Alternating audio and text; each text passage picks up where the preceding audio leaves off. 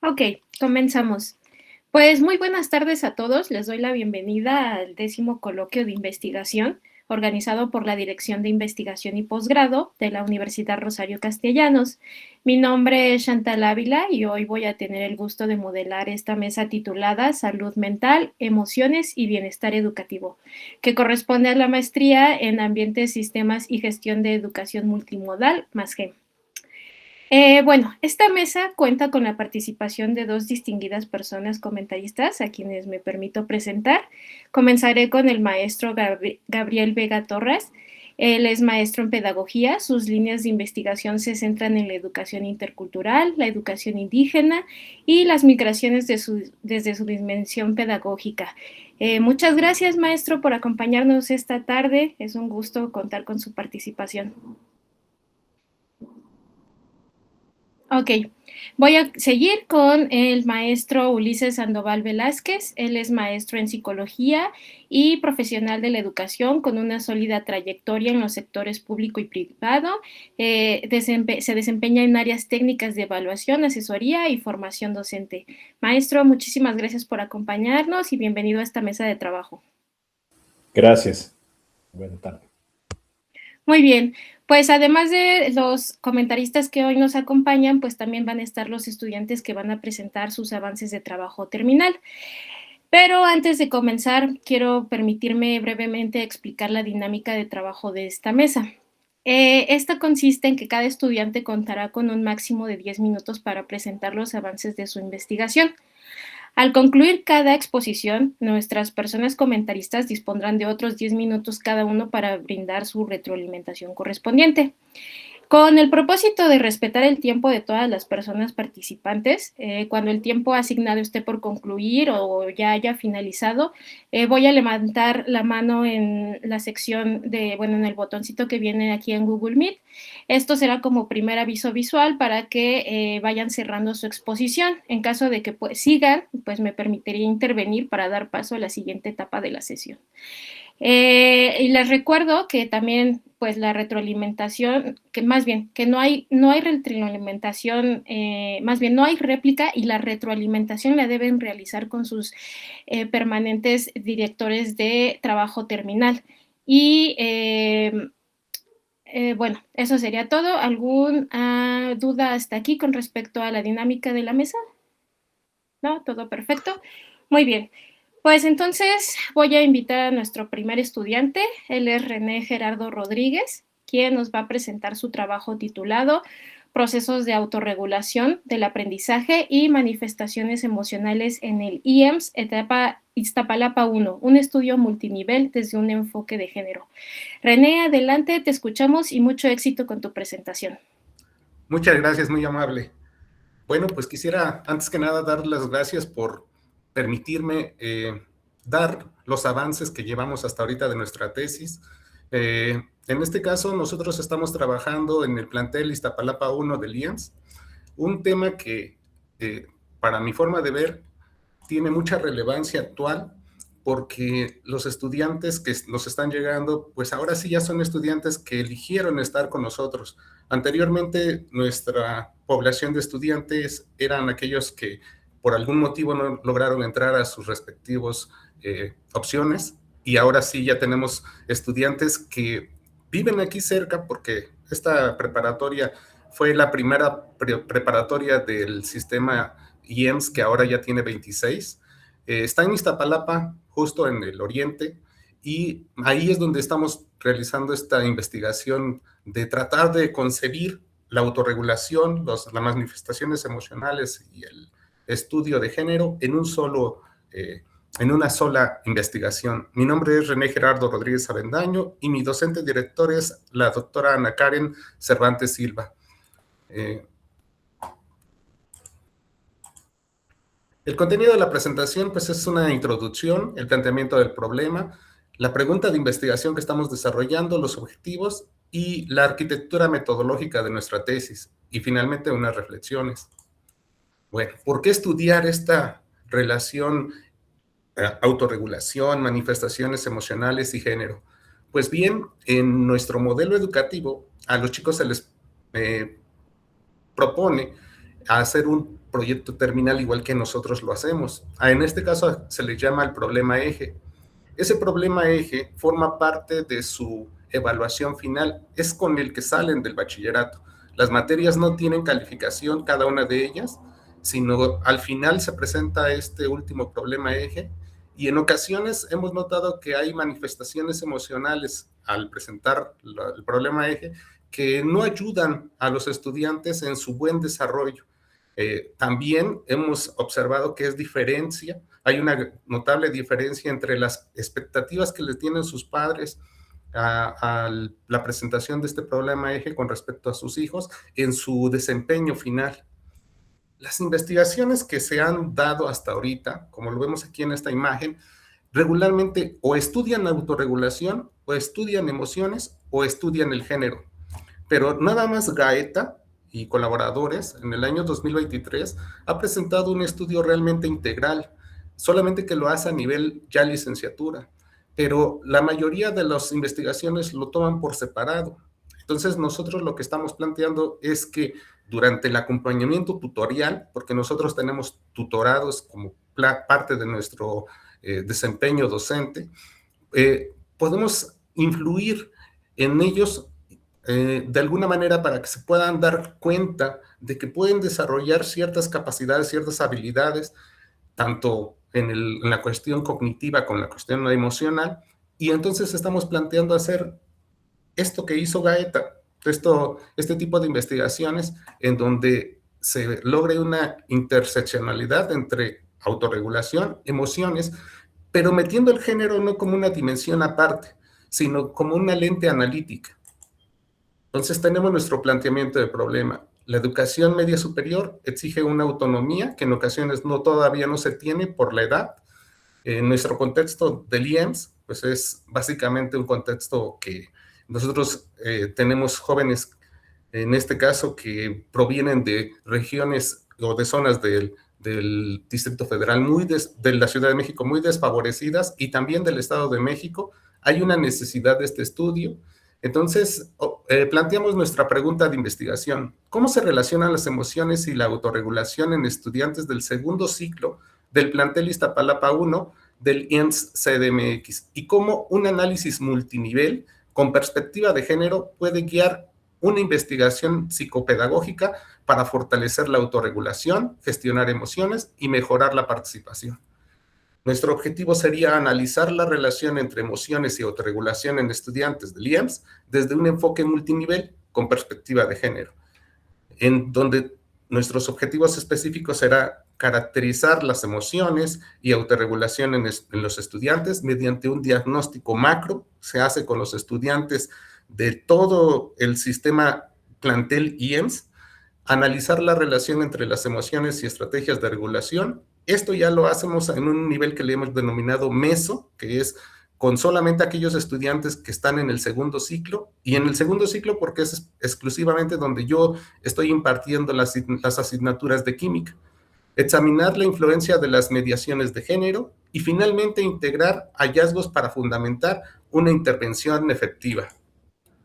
Nuestra arquitectura, que en este caso es la arquitectura de la tesis, está conformada de la siguiente manera.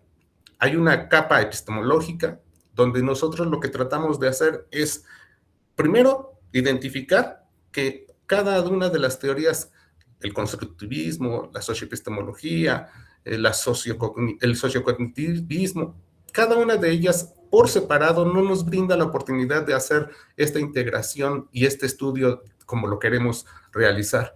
Por lo tanto, nosotros lo que hicimos fue, dado que no tenemos una rigidez científica, más bien un rigor científico, tratar de incorporar, amalgamar, complementar las teorías para poder dar explicación a cómo se produce el conocimiento y el aprendizaje. Es decir, queremos ver, mediante estas teorías, la interacción entre el sujeto, el contexto y el conocimiento para construir su significado. Todo esto basado en el diseño, basado en investigación. Esa es nuestra capa metodológica. Primero vamos a diseñar, desarrollar, implementar, analizar, refinar y nuevamente regresar al desarrollo.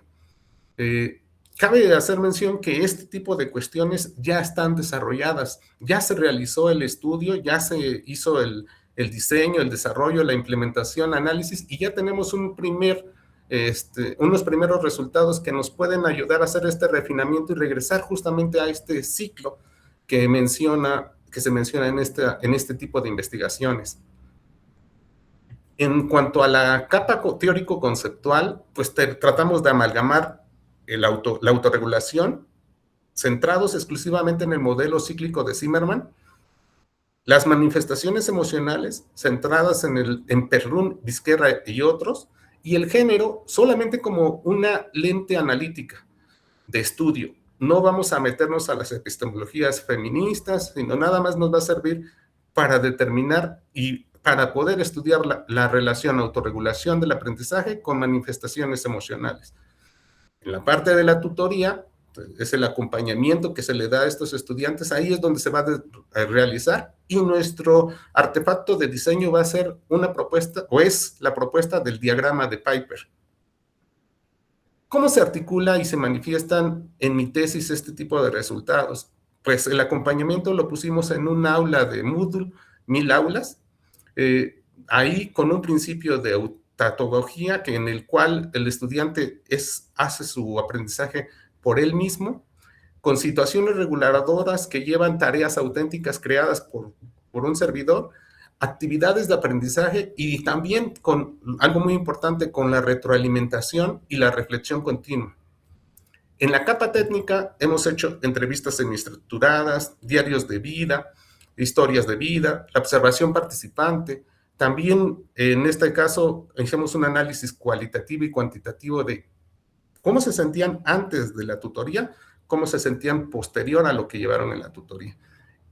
Y quiero detenerme un poquito más en esta situación de las reflexiones. Hasta ahorita hemos logrado superar las miradas aisladas de emociones, autorregulación y género y tratar de realizar una interacción permanente en contextos educativos con el fin de que las configuraciones dinámicas y contextualizadas que se presentan en el bachillerato se puedan visualizar por parte de los estudiantes. El fundamento teórico que hemos tenido es Zimmermann más Perrún con la lente analítica y entonces tenemos el diseño basado en la investigación como nuestra guía. Nuestra unidad de análisis son justamente las trayectorias que se generan en la resignificación del diagrama triangular. Esas trayectorias son las que siguen las configuraciones. Aquí tenemos una configuración de una tarea, por ejemplo. La tarea, el cuadro azul es la planeación, luego se fue a la acción y luego a la autorreflexión. Esa es nuestra unidad de análisis. Aquí les pongo una imagen en donde pues básicamente señala que estamos siguiendo esas trayectorias porque consideramos que un chico autorregulado no siempre está en una misma región en cuanto a las emociones. Finalmente, algunas de las principales referencias que hemos utilizado y agradezco mucho su atención. Muchas gracias, René. Muchas gracias por compartir tu investigación. Vamos a dar paso a tu retroalimentación y en primer lugar vamos a cederle la voz al maestro Gabriel Vega Torres. Adelante, maestro, lo escuchamos.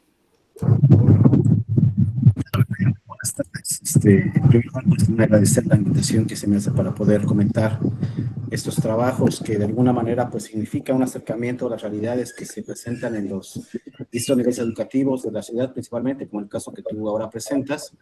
Y quizá la única observación, bueno, no observación, porque habrá que conocer de manera más profunda el trabajo para hacer alguna recomendación, sino simplemente decir que es importante considerar de alguna manera esa dimensión compleja en la comprensión de lo que es la cuestión emocional, sobre todo en un momento histórico en el cual el impacto de los proyectos hegemónicos, económicos, políticos, penetran tan profundo en la personalidad de los sujetos, que incluso las emociones son sujetos de control. De alguna manera, ya Foucault nos hablaba de estas biopolíticas del poder en el cual es esos hilos conductores que parecieran ser no visibles desde una percepción orgánica del ser humano, pero que sí podemos entender de otras dimensiones, atraviesan quizás hasta un control de la personalidad con la finalidad de obedecer a una cuestión más orgánica. Creo que en ese ejercicio que tú planteas de reconocer el autocontrol de las emociones, la autorregulación de las emociones, sobre todo en un contexto escolar complejo también, como es Iztapalapa, y dentro del marco de este sistema educativo que también intenta ser innovador y que responda a las necesidades particulares de la Ciudad de México, deben también vincularse con formas críticas de pensar las emociones, no desde una perspectiva de control, de sometimiento, o una perspectiva de las emociones como un recurso que se pueda manipular para beneficio de un grupo político o de un interés, sino pensar las emociones también como un espacio de proyección de las necesidades que tenemos los sujetos como seres humanos dentro de un contexto muy particular. Cierro diciendo que también es importante, yo escuchaba, lástima que no hay retroalimentación, hablabas de una cuestión de que el sujeto se hace responsable de su autoaprendizaje. De una mirada pedagógica, soy pedagogo, y cuando hablamos de una pedagogía vinculada con un análisis de una realidad concreta, de una realidad que implica una lectura radical de esa realidad, podríamos pensar que el aprendizaje de manera autónoma, quizá uno podría empujar a conocer ciertas cosas a partir de unas cuestiones más individuales. Pero pensar que en términos estrictos, es una pedagogía crítica, el aprendizaje no es autónomo. El aprendizaje siempre tiene que ver con los lazos que establecemos con aquellos que giran en torno a un proceso educativo. Dice Freire que nadie educa a nadie, nadie se educa solo. Los seres humanos, hombres y mujeres, nos educamos en comunidad, mediados por el mundo. Está el sujeto o los sujetos, el conocimiento, pero en medio hay un mundo, hay una realidad. Y ese diálogo que establecemos entre los sujetos, en el cual discutimos el mundo, pues nos permite decir que conocemos o que sabemos. Entonces creo que hay que tener mucho cuidado. No sé cómo lo plantees, vuelvo a decir que no conozco ya tu trabajo, pero hay que tener cuidado en las afirmaciones que hacemos de pensar el autoaprendizaje o una cuestión autónoma. El aprendizaje siempre es mediado por una cuestión social. Ese es mi comentario. Muchas gracias. Muchas gracias, doctor. Continuamos con la retroalimentación del maestro Ulises. Adelante, maestro, lo escuchamos. Muchas gracias. Buenas tardes a todas y a todos. Agradezco también la oportunidad de estar aquí comentando. Bueno, voy a comenzar con mis comentarios. Primeramente, te agradezco, René, la presentación. Sí, me parece que fue clara en algunos aspectos, sobre todo al inicio mostrándonos este diagrama que nos mostraste, me parece muy claro donde planteas dónde estás situando tu investigación, tu intervención en este caso, que entre estos dos espacios, ¿no? Tanto en este diagrama triangular. Parece que estamos saturados, pero no, me parece que das una buena ubicación, ¿no? de ese referente. Posteriormente, bueno, nos comentas sobre, pues, obviamente las preguntas de investigación, tus objetivos. Hubo otras diapositivas que estaban un poco cargadas, voy a entrar un poco en el detalle de las diapositivas, sin embargo, creo que tu explicación fue bastante fluida y clara, y bueno, eso ayudó bastante a que se entendiera, se comprendiera de mejor manera.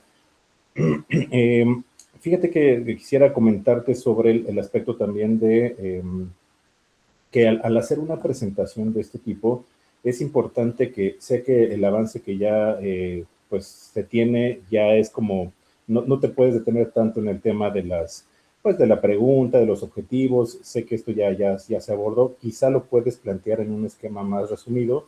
Sin embargo, sí es importante que puedas plantear un poquito más sobre cómo se desarrolló tu investigación. Nada más nos comentaste que era, pues creo que un tema que ya se había hecho, ya ibas y comentaste el diagrama, ¿no? Ya se hizo esto, ya se intervino, ya se hizo toda la parte, ya tengo resultados.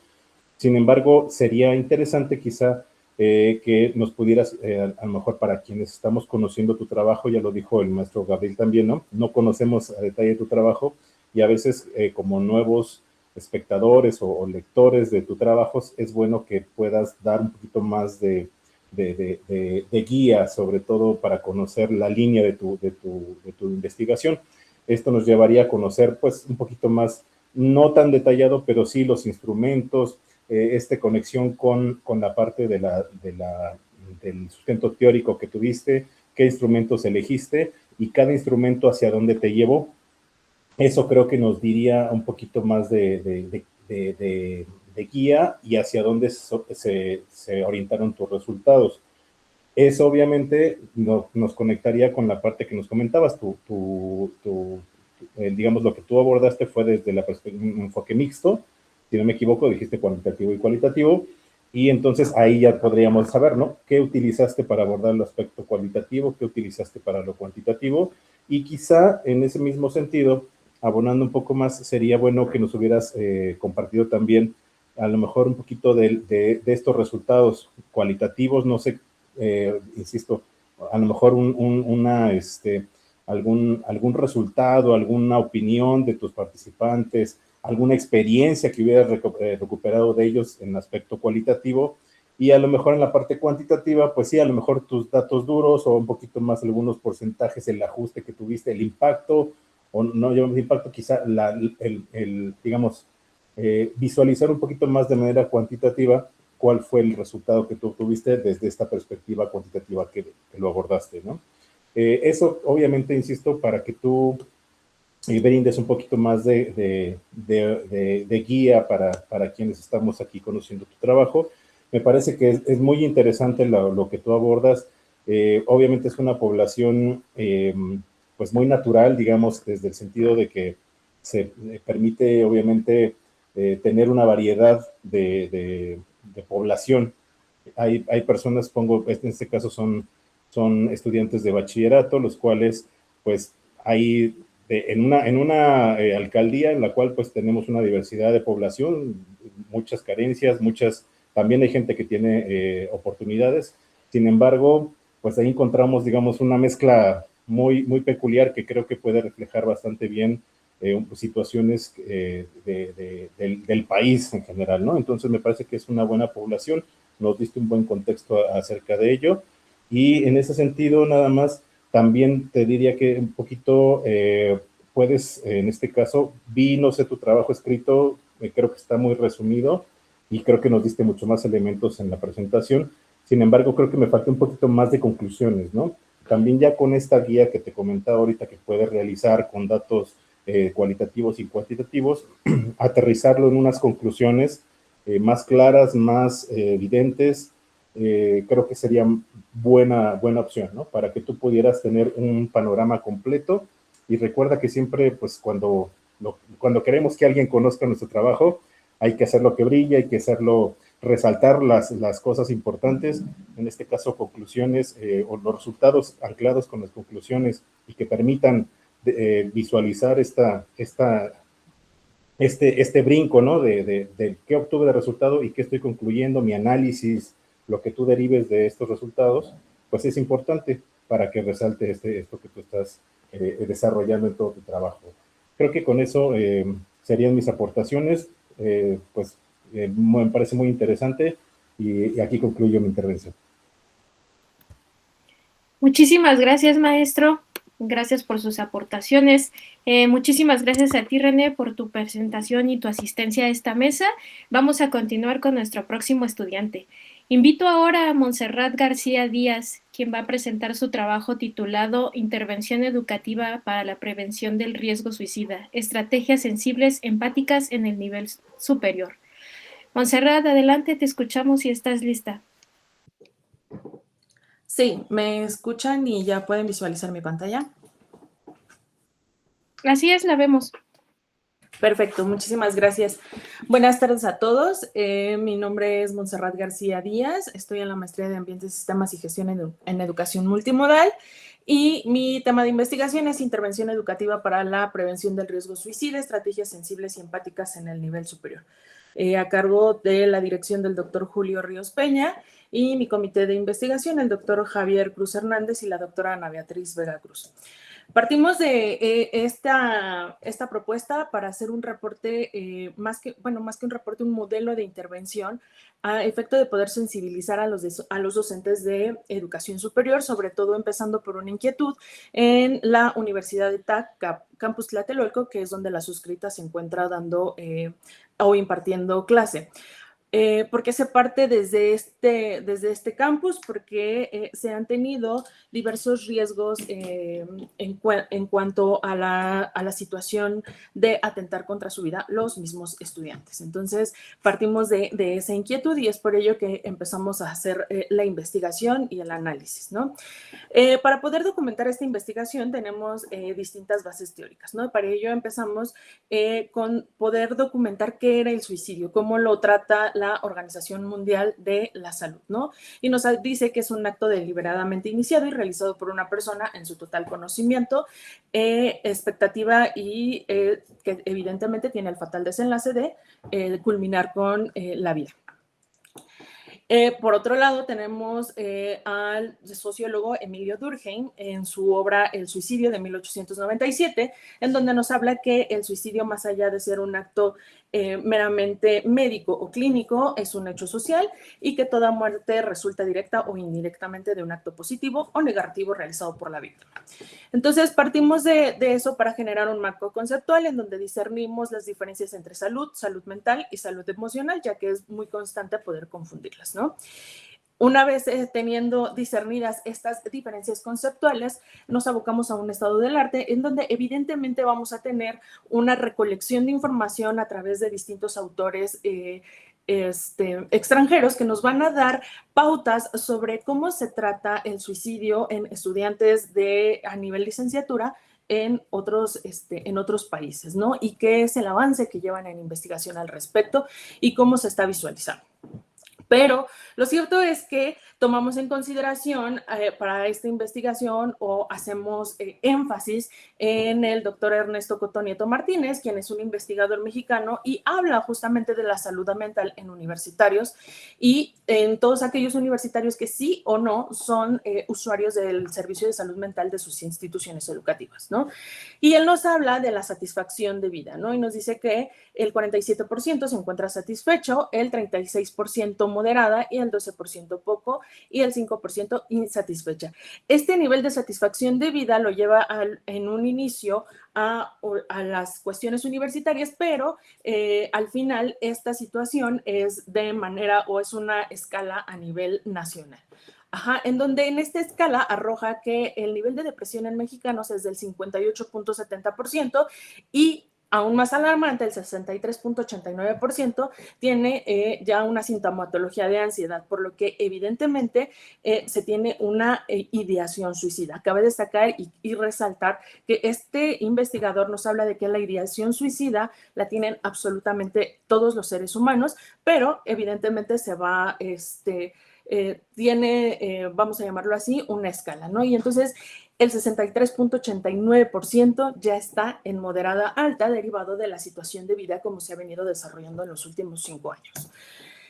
Tomamos en consideración también la teoría psicológica interpersonal del suicidio de Thomas Joyner, en donde nos dice que la falta de pertenencia es un factor importante, así como la percepción de ser una carga, ¿no? Y por ello es que las personas, más allá de tener esta ideación suicida como un meramente me quiero morir, es evidentemente una situación ya que traslada a una preparación hasta el acto final, que es la capacidad de cometer el suicidio.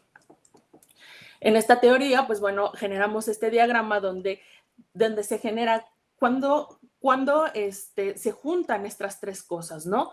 Que es la percepción de una carga, la falta de pertenencia y la capacidad de cometer el suicidio, ¿no? Porque muchas veces tenemos personas que no necesariamente tienen la capacidad física de hacerlo o incluso mental, emocional. Para el diseño de esta investigación empezamos con un diagnóstico. Este diagnóstico, basados en toda la estadística que tomamos a nivel internacional y nacional, también evidentemente fue documentada, ¿no? Y partimos de ahí para entender qué es lo que estaba sucediendo en esta institución universitaria, ¿no? En donde se solicita determinada información a los profesores respecto del conocimiento de la salud mental y el riesgo suicida entre sus estudiantes de licenciatura. Para el planteamiento del problema, bueno, pues tenemos un contexto educativo en un nivel licenciatura en donde evidentemente las ciencias se parten definitivamente, ¿no? Y nos encontramos con docentes de las ciencias duras que no necesariamente están sensibilizados, pero no porque no quieran, sino por más bien la carga de trabajo que tienen y la falta de tiempo que tienen para poderse sumar a determinados cursos o talleres que la misma universidad ofrece, pero que no todos pueden derivado de la carga de trabajo. Algunos otros dicen, bueno, yo no es mi trabajo ser psicólogo, pero bueno, más adelante se expresan todos esos resultados. Como objetivos tenemos el objetivo general, que fue diseñar este plan estratégico para una intervención educativa en este campus y evidentemente era conocer la situación actual a través de la estadística, pero ya interna de la universidad, definir el plan estratégico de intervención y evidentemente evaluar este impacto que tenía, ¿no? Entonces, prácticamente la investigación se diseñó con un diseño de investigación-acción, en donde pues evidentemente se selecciona una población de 140 docentes en una matrícula de 1,679 estudiantes, ¿no?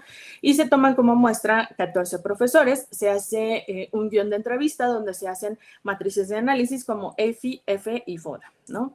Entonces, esta entrevista es una entrevista semiestructurada que, aparte de ser validada por el Comité de Investigación, fue validada por el doctor Miguel Ángel de Guadalupe Sánchez Ramos y la doctora en Ciencias Sociales Marisol Chávez Serra. Entonces, esta estadística inicial pues arroja que evidentemente hay una falta de comunicación entre docentes y administrativos o autoridades escolares, que aunque la institución ha impulsado estas charlas, pues evidentemente no todos pueden sumarse derivado tanto de la carga administrativa como la carga horaria de clases y pues evidentemente que también no tienen un protocolo claro para una atención de riesgo. Para ello se genera en la siguiente fase el diseño de la intervención y a través de pues evidentemente ya teniendo este modelo diagnóstico, pues se tiene ya un problema para generar una intervención que evidentemente se justifica con la creciente problemática de salud mental de los estudiantes en esta institución, ¿no? Y con ello se pretende desarrollar competencias de salud mental y habilidades para que los docentes no necesariamente se conviertan en psicólogos, pero sí sean más conscientes de que puede existir un riesgo y tengan las herramientas para canalizar de manera eficiente y eficaz y sobre todo de manera ética a sus estudiantes, ¿no? Y no solo a sus estudiantes, sino también incluso puede darse el caso de hasta un compañero de trabajo. Entonces, estas estrategias se desarrollan a través de una serie de actividades en donde se genera una formación y sensibilización docente, se crea una prevención de cultura y bienestar entre los docentes y se fortalece el apoyo institucional. Para la fase 3 generamos la implementación en donde esta intervención fue realizada con apoyo de la maestra Paola Areli González, quien ella es psicóloga clínica, el licenciado Daniel Iván Rivera Sánchez, que evidentemente es especialista en prevención del riesgo suicida en adolescentes y con ellos los acompañaba la estudiante Yaretsi Pérez Morales, quien estudia el 6º semestre de la licenciatura y quien acompañaba a las intervenciones. Estos son la evidencia de que se estuvo haciendo la intervención. Se llevaron dentro de todas las actividades, pues aparte de pláticas, círculos de diálogo, expresión segura de las emociones y talleres de meditación.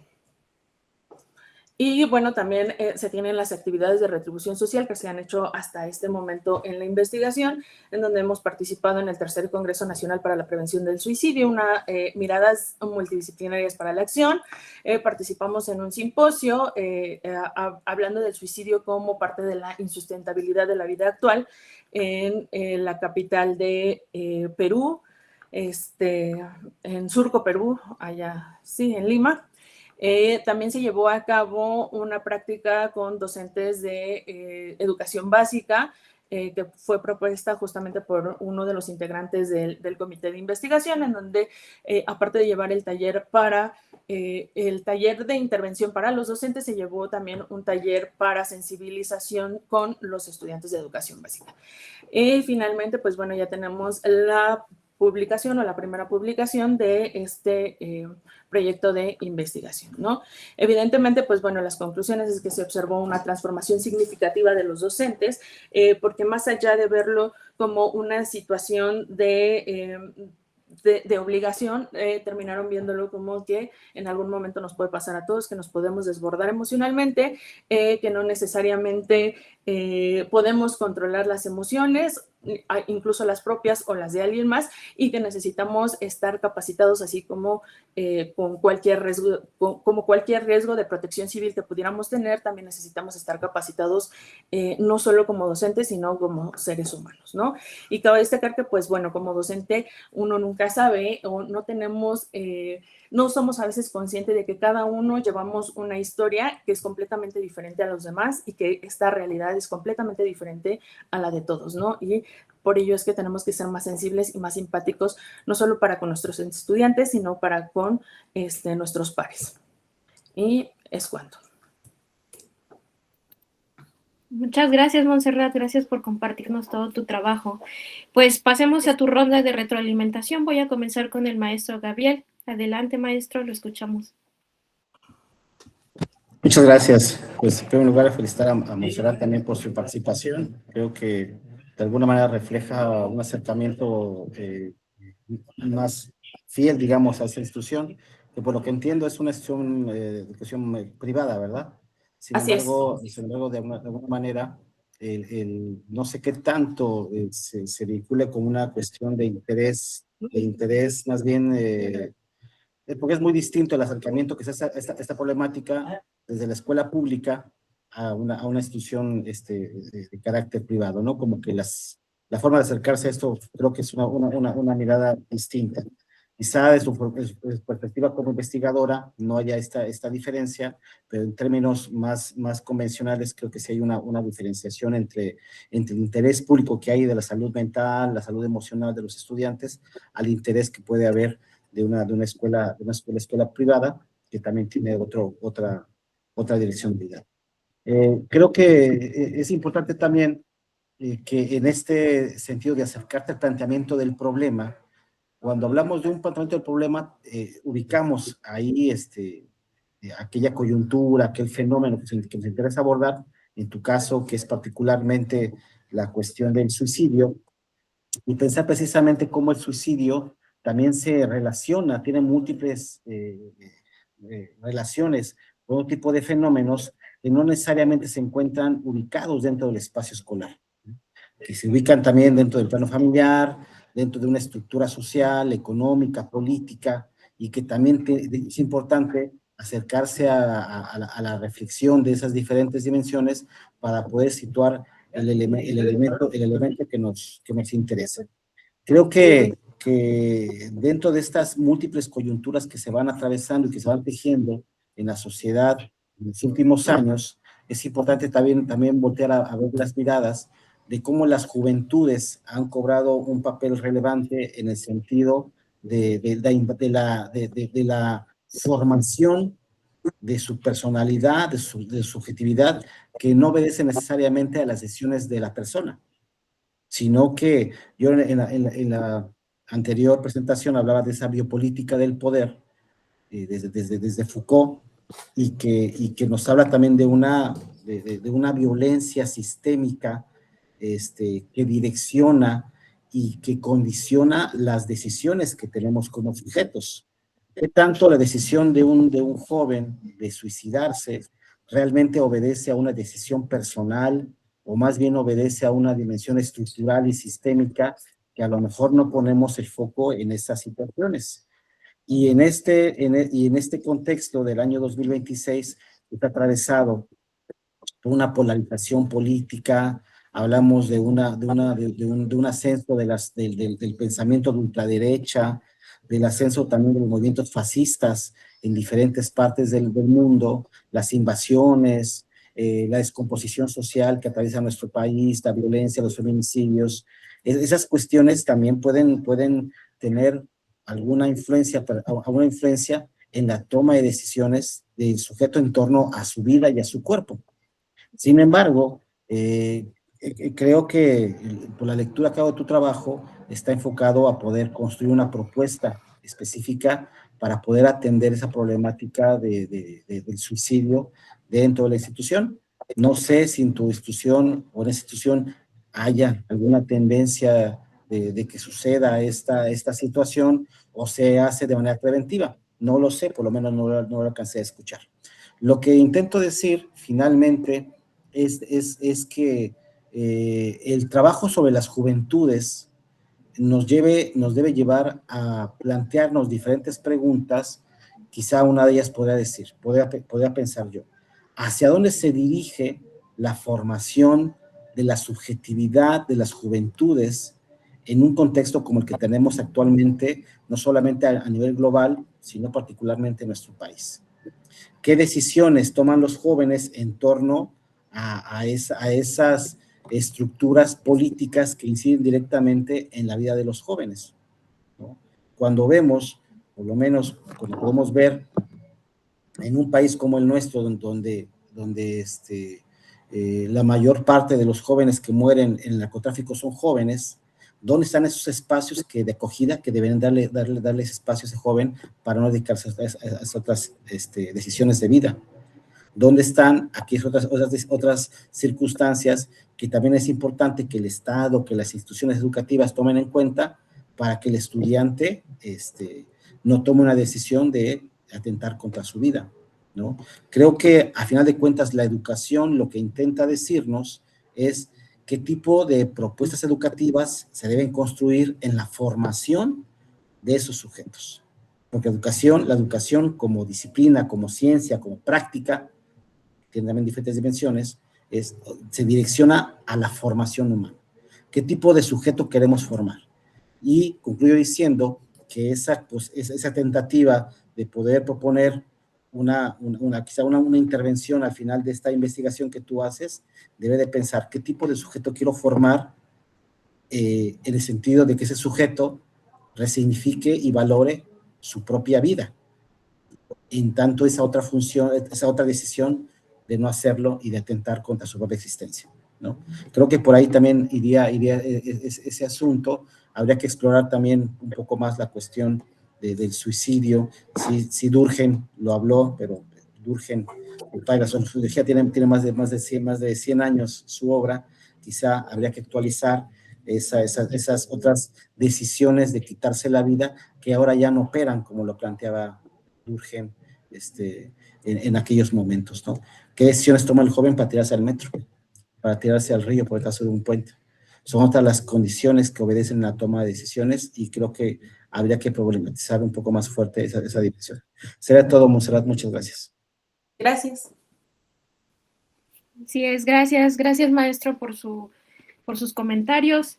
Vamos con la retroalimentación del maestro Ulises. Adelante, profesor, lo escuchamos. Muchas gracias. Bueno, primeramente agradecer a Montserrat también la presentación de su trabajo. Me parece que fue totalmente pues sintético la parte de cómo nos describió la trayectoria de lo que ha venido ella trabajando, y me parece también muy interesante la forma en la que nos plantea todavía digamos, el avance posterior que ha tenido de ¿no? Las experiencias hasta en el extranjero. Me parece muy interesante.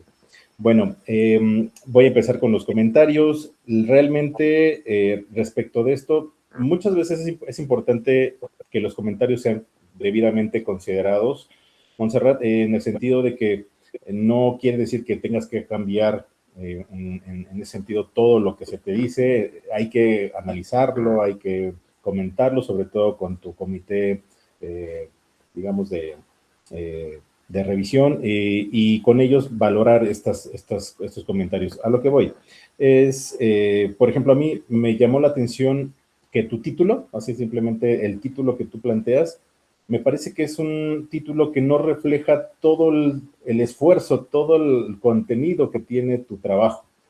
Yo a lo mejor te invitaría un poquito a que revaloraras, repienses. Yo sé que a lo mejor ya lo tienes súper avanzado, a lo mejor ya este título ya lo posicionaste en algunas cosas, en publicaciones, en exposiciones quizá, pero creo que valdría la pena y nunca está mal, pues digamos, retroceder, recuperar un poquito, digamos, dar unos pasitos o voltear hacia todo lo que uno ha venido construyendo y quizá preguntarse, esto está bien, ahorita que ya tengo este avance, a lo mejor en un inicio este título te reflejaba claramente lo que tú querías, pero ahorita ya con todo tu avance que llevas, quizá a lo mejor se queda un poquito corto y a mi juicio te diría que no vi que refleje el potencial que tiene tu trabajo. Entonces, quizá te invitaría que a lo mejor pienses un poquito qué podrías incluir para que el título de entrada tenga esos elementos que tu trabajo ya lo está teniendo.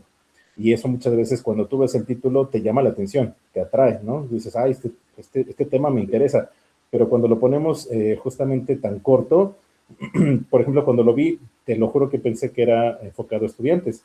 Ya cuando después vi que lo enfocaste a docentes, dije, ok, y eso ya tiene otro tema, ¿no? Entonces, sí me explico, ese tipo de cuestiones creo que si las precisas un poquito en tu título, lo vuelves más interesante y les darías un mejor enfoque.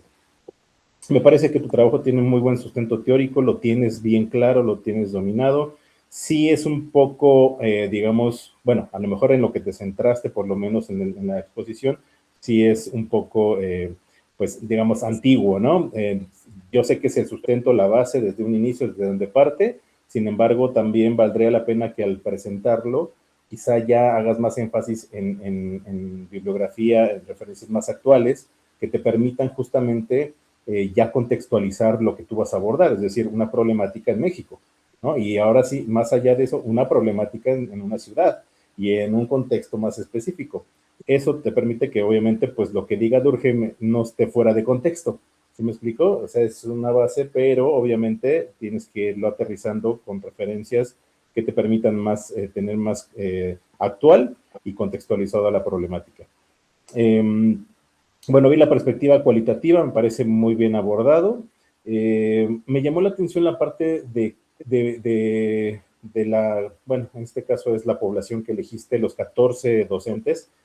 Creo que tenías una población más amplia a tu disposición, si no me equivoco, y creo que se quedó en 14. No sé bien, digo, quizás estaría interesante por qué decidiste 14, pero me parece que justo en ese sentido, con el avance que has tenido de tu trabajo, quizá podrías, si es que puedes considerar revalorarlo, a lo mejor dejarlo en 14 quizá podrías ampliarlo. No sé, me parece que podría darte un poquito más de información o de sustento el que amplíes esta población de los 14 docentes que abordas en un inicio.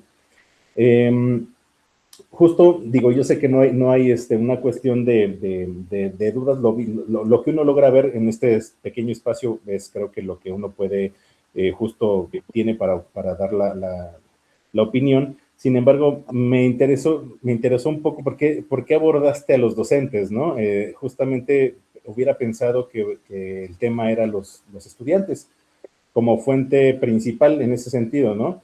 A lo mejor el fenómeno desde esta universidad, como bien es una universidad privada, es la de TAC, si no me equivoco, en Tlatelolco además, me parece que hubiera sido, yo lo imaginaba así, me pareció muy interesante que te fueras a la parte de la docencia, porque obviamente muchas veces esto queda a veces rezagado y son quienes son la primera línea de batalla y quienes obviamente no tienen las herramientas, es decir, las armas, ¿no? O sea, el armamento para contener o para abordar este fenómeno que en gran medida se puede presentar. Entonces me pareció muy interesante que lo pudieras, me hubiera gustado saber el por qué, pero bueno, creo que eso está interesante. Aquí nada más, justo al que cuando tú abordas a los docentes, no sé qué tanto consideraste, por ejemplo, factores de ellos, no sé, decías, por ejemplo, pues docentes de licenciaturas, sin embargo, no sé, los antecedentes son de licenciaturas, ¿en qué áreas? ¿En sociales, en matemáticas? en humanidades, en artes, ¿sí me explico? Para saber un poquito más, eso es referente a lo que quizá cuando lo expliques puedas dar a lo mejor un poquito más de contexto. Porque así nos permite saber los antecedentes de los docentes, ¿no? Hay quienes en función de su formación podrían tener un poco más de elementos y hay quienes en cierta forma, pues muchas veces no tienen ningún contacto previo con este fenómeno o son, o también los años de experiencia también tiene que ver, los docentes. O sea, hay factores que se podrían considerar en tu población que quizá podría ayudarte a hacer un análisis distinto, ¿no? ¿Cómo, de qué manera intervengo con docentes de nuevo ingreso, con docentes que tienen menos de un año de práctica docente o con docentes que ya tienen más de 10 años, ¿no? O sea, de cómo debo de dirigir o de replantear mi intervención hacia con estas características de ciertos docentes. ¿Por qué? Porque obviamente eso te va a ayudar a ti a que tu intervención tenga una mejor conexión, un mejor impacto en los docentes, ¿no? En el trabajo con ellos. Me llamó la atención que hablaste también en tus resultados sobre, digamos, como los resultados que se obtuvieron en los estudiantes, que los estudiantes tuvieron una mejor expresión de sus emociones. No encontré por ahí, o no sé si no lo vi, el hecho de dónde o cómo mediste eso, ¿no? ¿Cómo lograste llegar a esta conclusión sobre los estudiantes cuando la intervención fue con los docentes? No, fue en docentes. ¿Perdón? Fue en docentes. Ah, ok, es que yo vi que decía como de los estudiantes, no sé, en una diapositiva, a lo mejor me confundí, perdóname, pero sí me llamó la atención porque vi en estudiantes que podían expresar mejores emociones, dije, bueno, a lo mejor no lo que si es docentes está bien, sin embargo aquí habría que ver esta parte, cuál también, si fue así, por eso decía, me gustaría conocerlo porque pensé que sí lo habías medido, porque realmente aquí el efecto que pueden tener los docentes con esta intervención tuya, pues el reflejo, digamos, en la población donde se ve es en los estudiantes, ¿no? Quizá valdría la pena que para redondear tu investigación puedas cerrar con los estudiantes, es decir, conectas la parte de tu intervención, el efecto que tiene esta intervención con los docentes y cómo esto se traduce en los estudiantes, ¿no? ¿Cuál es la situación? A lo mejor sí los docentes se volvieron más, permitieron más apertura de los estudiantes, lograron hacer ciertas contenciones con ellos, hubo una mejor, pues digamos, comprensión de parte de estudiantes, y, no sé, ¿sí me explicó? Quizá el que abordes y le des un poquito de robustez a tu trabajo a partir de los estudiantes, creo que me parece sería una buena opción. Además, me parece importante, ya para cerrar, que justamente este hecho de que comentas que presentaste en otros contextos como el peruano, me parece que podrías explotarlo. Yo sé que a veces son experiencias que pues sí generan, son retos o son, no sé cómo estuvo la situación de que hayas ido a presentar, pero también aprovéchalos. Me parece que son oportunidades para que tu trabajo también se vuelva más amplio y digas, bueno, allá cómo se está abordando, quizá que te lleves algún instrumento pequeño que te permita ver, hacer una encuesta por allá, ver cómo se está abordando, que lo pudieras tú abordar, a lo mejor cómo funcionó allá y cómo funciona acá, una comparativa, es decir, esto es un poco para darle continuidad, por lo que veo, decides como pues seguirlo trabajando, seguirlo pues exponiendo, compartiendo, creo que eso ayudaría a que tu trabajo se fortaleciera, puedes llegar obviamente a trasladar, supongo que esa podría ser tu intención, trasladar esta intervención, digamos, robustecerla, hacerla fuerte y ella, pues que se vuelva una intervención que puedan replicarse en otras escuelas, supongo. Entonces, pues ante eso creo que tienes que darle los elementos para que pueda ser sólida tu intervención. Entonces, creo que eso por ahí serían mis comentarios y pues hasta aquí mi intervención. Gracias. Muchas gracias. Muchas gracias, maestro. Y de nueva cuenta, muchísimas gracias a ti, Montserrat, por tu asistencia y por presentarnos tu proyecto.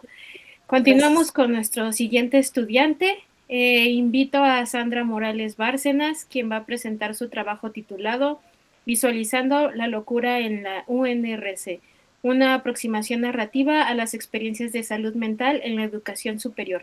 Sandra, adelante, te escuchamos.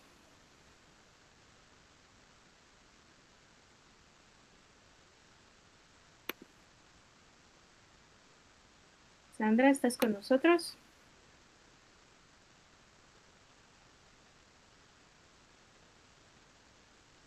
Me parece que no se desconectó o tuvo problemas con su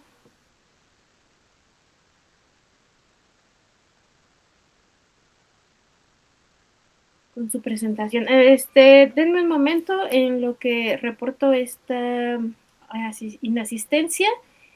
Mientras, yo creo que pasamos con nuestro siguiente estudiante para no alargar la sesión. Alejandro Tapia Ramírez, si estás con nosotros, ¿verdad? Hola, buenas tardes, sí. Ok, entonces, pues yo creo que presentamos vamos con tu presentación. Te presento, tu trabajo está titulado El impacto de la gestión emocional en el aprendizaje de los estudiantes universitarios en posgrado. Así es, ¿verdad? Así es. Ok, te escuchamos, Alejandro. Perfecto, ya se puede ver mi pantalla, ¿verdad? Sí, la estamos viendo. Muy bien, muchas gracias. Muy buenas tardes, efectivamente yo soy Alejandro Tapia, es un gusto estar con ustedes y ya estoy finalizando mi maestría en ASGEM. Afortunadamente también estoy ya dentro del doctorado, pude hacer ese grado de titulación y voy a investigar también aparte de lo que ahorita les voy a presentar, voy a seguir esa línea de investigación, pero enfocado en otro aspecto. Entonces, como lo comentaba, efectivamente es el impacto de la gestión emocional en el aprendizaje de los estudiantes universitarios en posgrado, con una línea de investigación, prácticas educativas y procesos de formación. Mi directora es la maestra María Concepción Montero, junto con el comité doctora Diana Castro y la maestra María del Rocío Estrada. Para ello, este tiempo van a ser 8 puntos muy breves, la verdad lo quiero hacer un poquito más rápido. El primero de ellos es de qué trata el proyecto, el segundo es el objetivo general, el tercero razones y justificaciones, el cuarto organización del proyecto, el quinto la muestra, los resultados, discusión y conclusiones. El primero de ellos va más allá de qué trata el proyecto, ¿no? Yo quise indagar y comprender y potenciar la gestión emocional en estudiantes de posgrado a distancia. De hecho, lo hice con mi generación. Me ayudaron a poder tener este tipo de intervención junto con la universidad también, que estoy muy agradecido. Y con base al modelo de Matea, que son las emociones básicas de la psicóloga Muñoz Polit, donde es miedo, afecto, tristeza, enojo y alegría, hice una microintervención donde ofreces técnicas de práctica para la gestión emocional. El objetivo general como tal es yo lo quiero abreviar un poco más, es solamente develar y promover la gestión emocional en estudiantes de posgrado mediante esta microintervención, donde se dio un video de 9 minutos, esta microintervención, a través de una reflexión del valor del insight emocional. Esto de insight emocional, ¿qué quiere decir? En términos psicológicos, yo estudié también la licenciatura en psicología por parte de la UNAM, es que te caiga el 20. El insight es, de repente encontrar algo, tener ese aprendizaje y decir, sí es cierto, es esto, ¿no? Que me cae el 20 de que ya lo tengo relacionado. Y si lo ponemos en lo emocional, es estas técnicas para regular o tener esta gestión emocional. Y también cómo esto se suma al valor de potenciar o influenciar el éxito académico en el estudiante. Del tercer punto son las razones y justificación. La verdad, yo lo veo como una relevancia profesional porque quiero diseñar este tipo de entornos, como lo comentaba Buelens en el 2023 junto con sus colaboradores, para entregar este desarrollo socioemocional y no solo cognitivo, como mayormente lo vemos en varias instituciones. También una relevancia contextual, donde Tinto en el 2020 también decía que es una necesidad urgente de posgrado a distancia, este tipo de apoyo emocional, ya que es escaso o inexistente. Y por último, la relevancia metodológica junto con Kemmins y sus colaboradores en 2014, una investigación-acción. La organización del proyecto en el cuarto punto, en primera fase es un pretest, es aplicar un instrumento que yo elaboré que se llama gestión emocional inicial.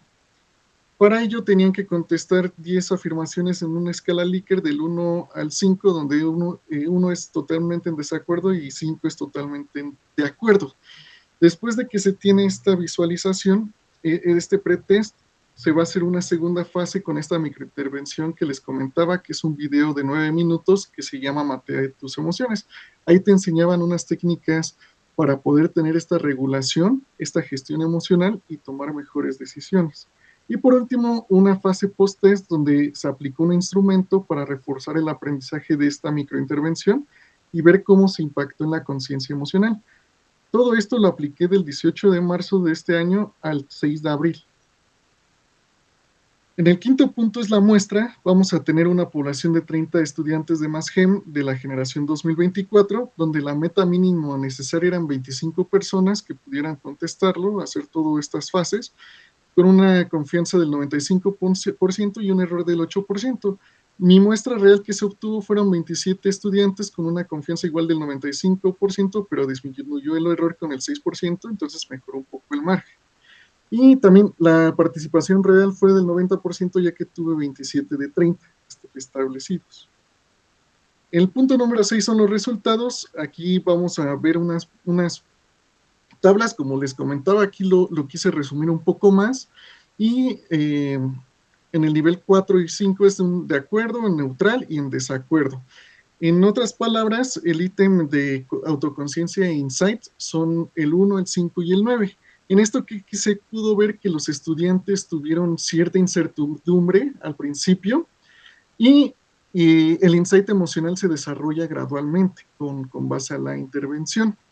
Entonces, eso ayudó a una autoconciencia. Después, otro punto que se midió fue la regulación y el afrontamiento con los ítems 3, 7 y 12, en donde se pudo ver que se tuvo una alta confianza inicial, pero esta empezó a también ser mejorable.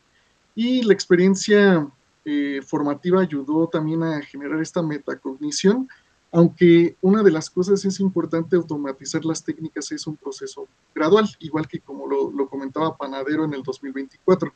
¿Qué quiere decir? Porque como son varias técnicas, por ejemplo, unas de respiración, pues necesitas tener esta práctica para poder automatizarlas y hacerlas más rápido en un futuro. Es como cuando manejamos un carro en manual. Al principio nos va a costar mucho trabajo, pero con la práctica vamos a poder automatizarlo. Otro de los puntos, van a ser 5 de los que se están midiendo, el impacto del contexto a distancia.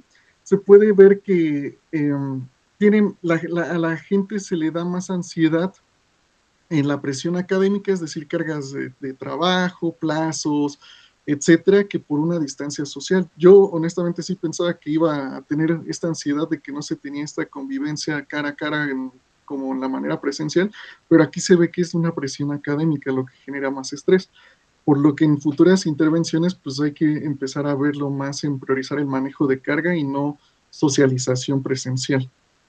En el cuarto es la metacognición y aprendizaje transferible. ¿Esto qué quiere decir? Que los estudiantes adquirieron herramientas emocionales que pueden aplicar directamente en la vida profesional, igual que en Pérez y Fernández. El quinto y último es la autoeficacia y ansiedad. Esto nos quiere decir que solamente 1 de cada 3 reportó ansiedad por una capacidad académica, y la incertidumbre general fue un poco más común que el nerviosismo especial.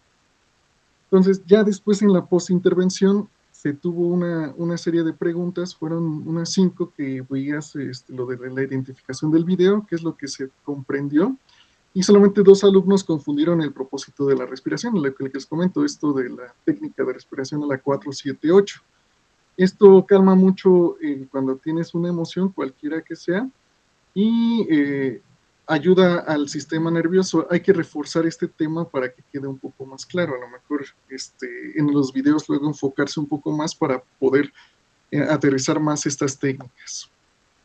El séptimo punto ya es la discusión, y lo que pude obtener fue que el 92.5% de los estudiantes descubrió que el éxito académico depende de saber manejar o tener esta gestión emocional. También hubo una transición de incertidumbre y también al momento de identificar las emociones, igual que el insight es un proceso gradual, igual que como lo comentaba Grant en el 2021. Y aunque la mayoría confiaba en sus estrategias, los estudiantes, solo el 62.9% los aplicó concretamente. Al darse cuenta no es suficiente, hace falta practicar. como también lo veíamos en esto de la respiración, ¿no? Y por último, un 77.8 tiene más claro que se necesita este tipo de habilidades blandas para tener un bienestar futuro. Y el primer paso es la acción, tener este tipo de puntos, como lo dice también Tinto en el 2020. Ya para finalizar, tengo estas conclusiones. El último punto es que en implicar, hay que priorizar mucho la gestión de carga. A lo mejor algunas de las cosas como docentes, empezar a ver este tipo de cargas, ¿no? O prácticas guiadas repetitivas, así como para poder empezar a mejorar estos puntos de gestión emocional y también interacción de recursos audiovisuales breves, como lo comentaba, ¿no? En mi microintervención. La aportación es que el modelo Matea ha sido validado con esta intervención breve, puede ser escalable y de bajo costo. Y por último, el insight emocional transforma el desafío afectivo en oportunidades de crecimiento y queda pendiente implementar estrategias basadas en evidencias para futuras investigaciones. Es lo que quiero empezar a generar también en la parte del doctorado. Con esto estaríamos finalizando, son las referencias que utilicé en esta diapositiva y muchas gracias. Perfecto, Alejandro. Muchísimas gracias por compartirnos tu investigación. Vamos a escuchar primero al maestro Gabriel para tu ronda de retroalimentación. Adelante, maestro. Claro. Muchas gracias, Alejandro. Pues de igual manera también felicitarte por los avances que has tenido en tu trabajo.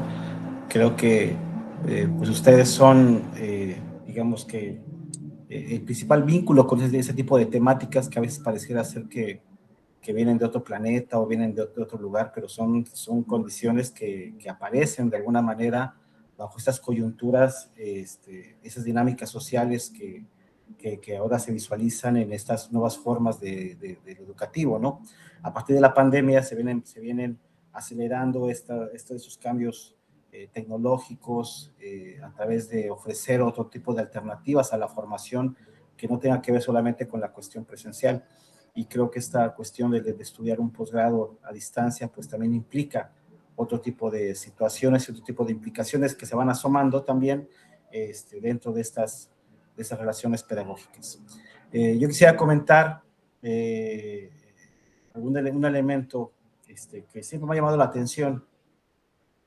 Y como comentaba hace rato, quizá tenga que ver con la formación que tengo de pedagogo, en el sentido de pensar la formación a partir de la educación, ¿no?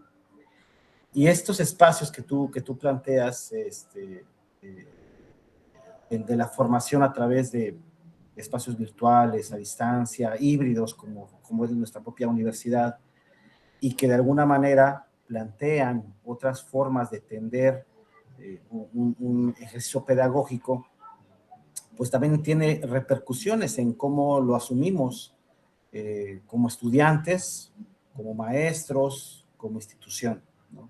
Cada uno tiene diferentes formas de asumir ese tipo de procesos y que tiene también diferentes repercusiones. Me centro en esta parte que tú hablas de esta cuestión emocional, de esta cuestión que experimenta el estudiante de un posgrado, desde de un espacio a distancia o híbrido o virtual, etcétera, que pareciera ser que esta misma dinámica social, transformación tecnológica, pareciera ser que la formación se centra en un.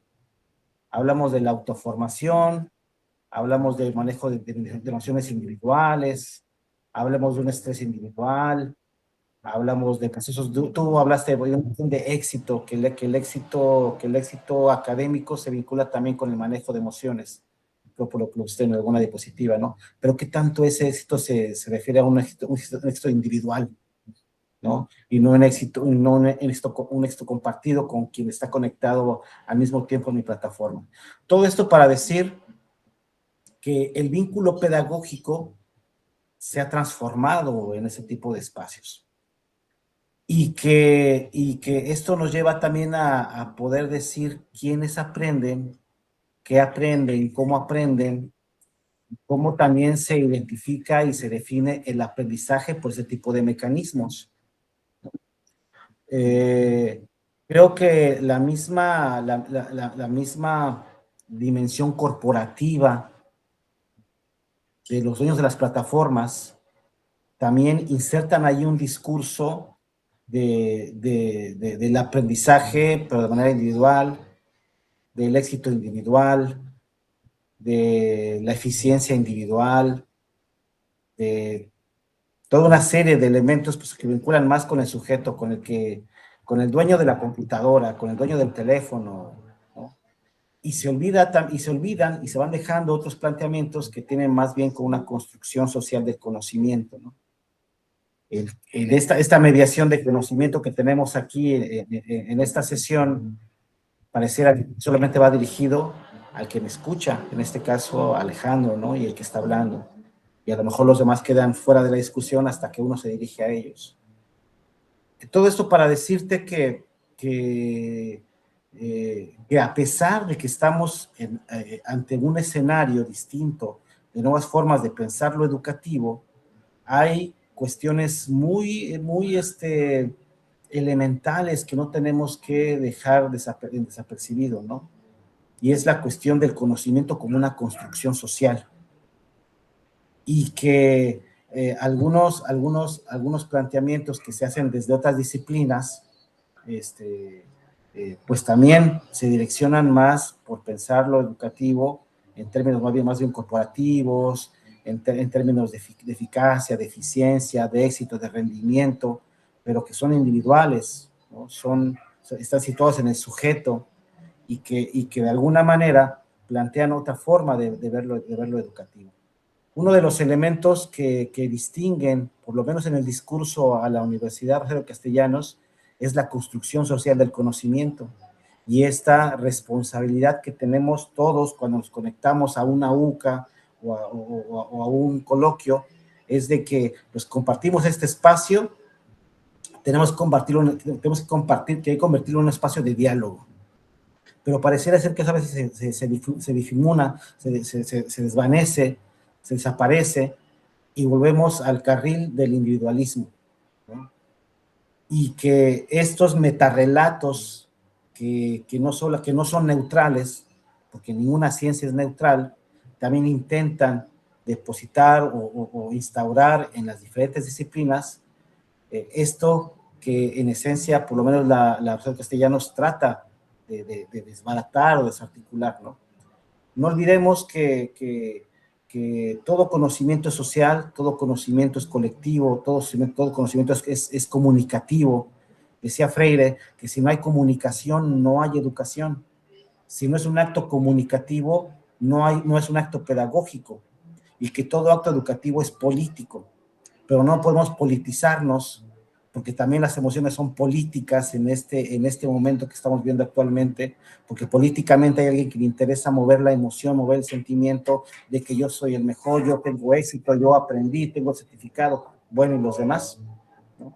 Habría que ver, y con esto concluyo, qué tanto también estas formas de nombrar lo pedagógico, a lo mejor sería también importante pensar en esa gestión emocional que tú hablas, de esos aprendizajes de los estudiantes universitarios, en una gestión colectiva, no una gestión que se encierre solamente en el manejo de mis emociones, de mi éxito, de mi aprovechamiento, de mi salud, de mi eficacia, de mi eficiencia, sino como planteamos alternativas que propongan la recuperación de ese vínculo pedagógico que nos permite decir que la educación es humana, no una cuestión meramente tecnológica, ¿no? Sería todo, Alejandro. Muchas gracias.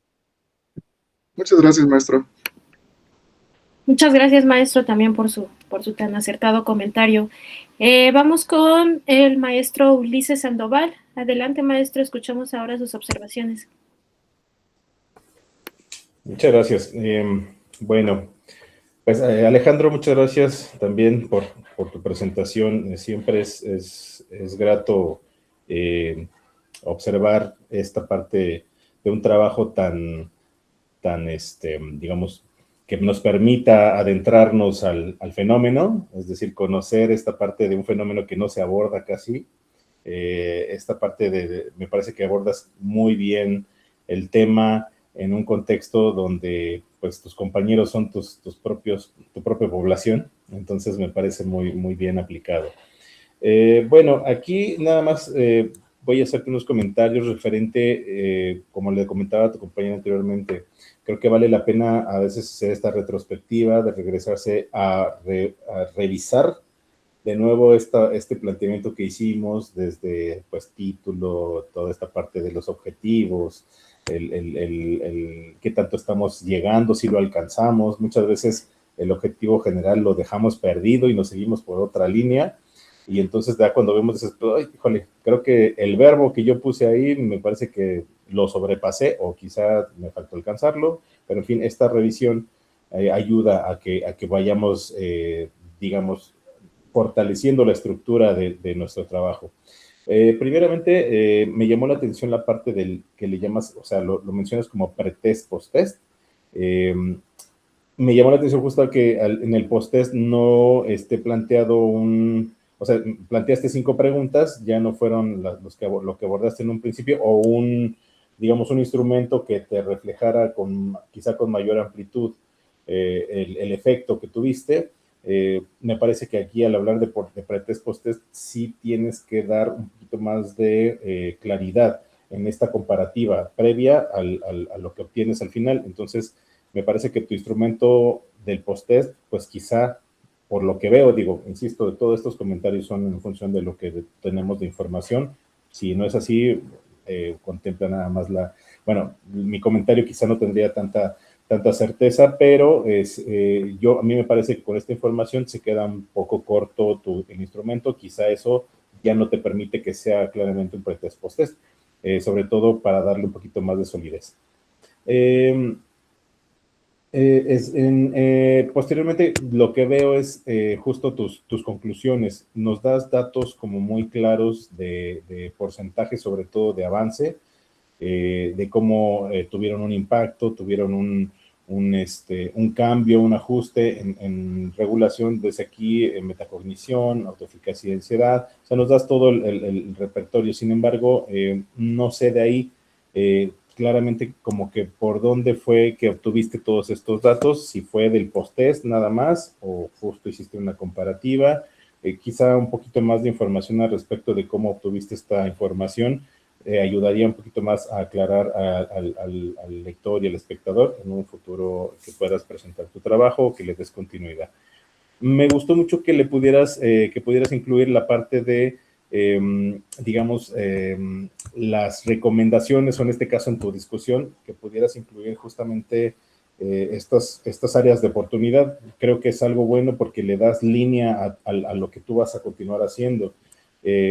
Justo que ahí noto que dices, pues replicar el estudio con diseños experimentales, a lo mejor ya incluir medidas, dice aquí, fisiológicas, ahí no hubo una ausencia de grupo control. Entonces, eso me parece que le da claridad a tu trabajo, en el sentido de que, como comentas, pues ya estando en el doctorado, puedes tú ya ampliar, o digo, ya sea que cambies el tema, puede ser también abierto, pero que si le das continuidad a pues que lo replantees y que le des una forma distinta y mucho más ambiciosa y mucho más amplia para cubrir el fenómeno. Creo que estas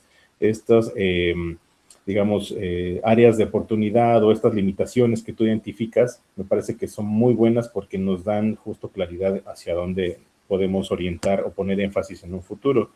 Fíjate que esta parte del MATEA me llamó mucho la atención, justo estas intervenciones cortas son a veces difíciles de centrar porque puede ser multifactorial el asunto. Uno puede determinar que con 10 minutos, 9 minutos de un video puedes generar un cambio.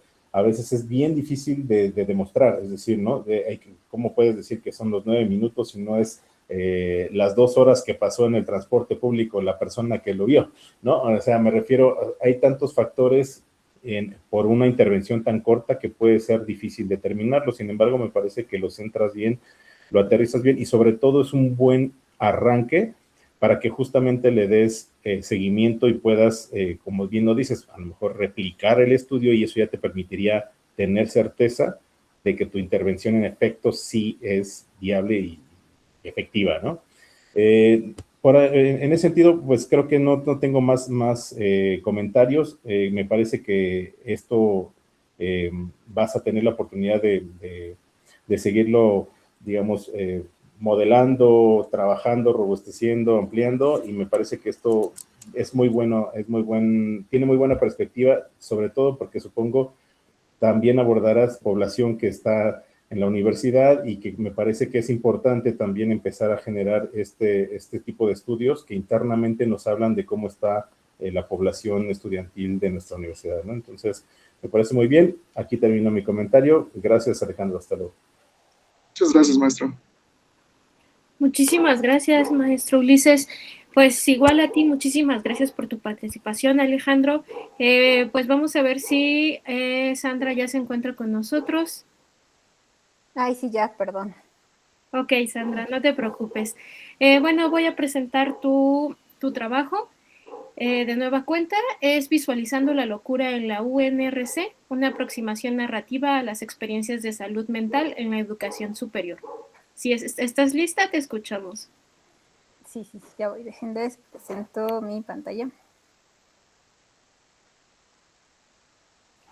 No, tienes que compartirnos Ya tu voy. pantalla para que podamos verlo. Es que se tarda un poco.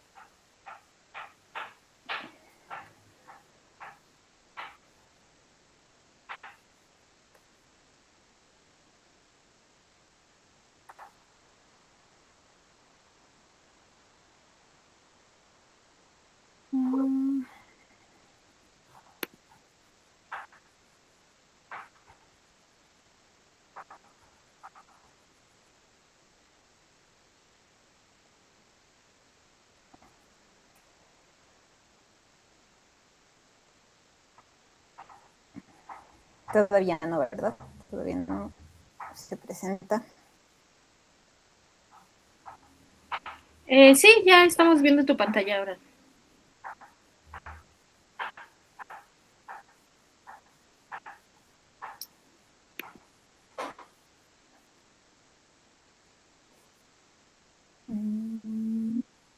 ¿Sí? ¿Ya está? Ah, ok, perfecto. Me dicen si se traba también para presentarla, pero según yo no. Bueno.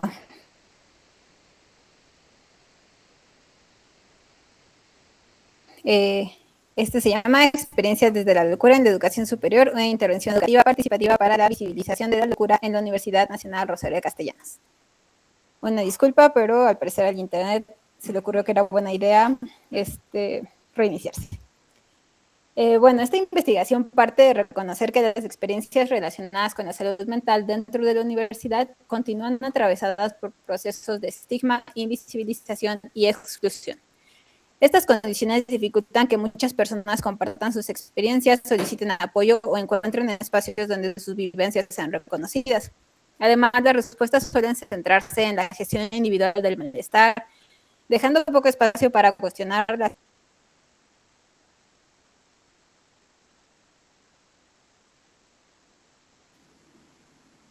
Sandra, te estamos escuchando muy cortado. Si quieres, apaga tu cámara para que tu señal de internet fluya mejor y no se esté cortando el audio, porque sí te escuchas muy cortada.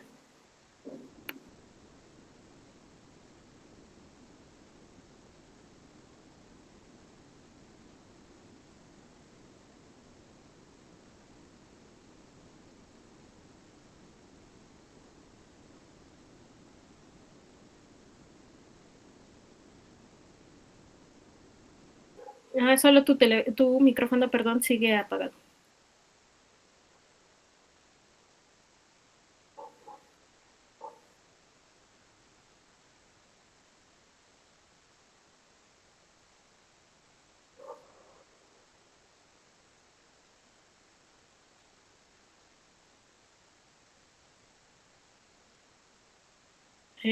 No te escuchamos.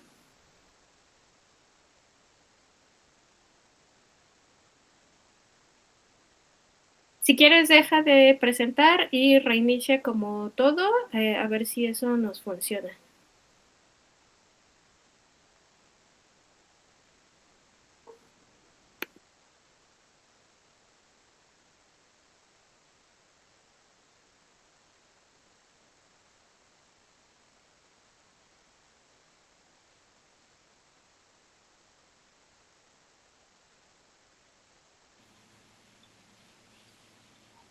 A ver, ¿ahí me escuchan?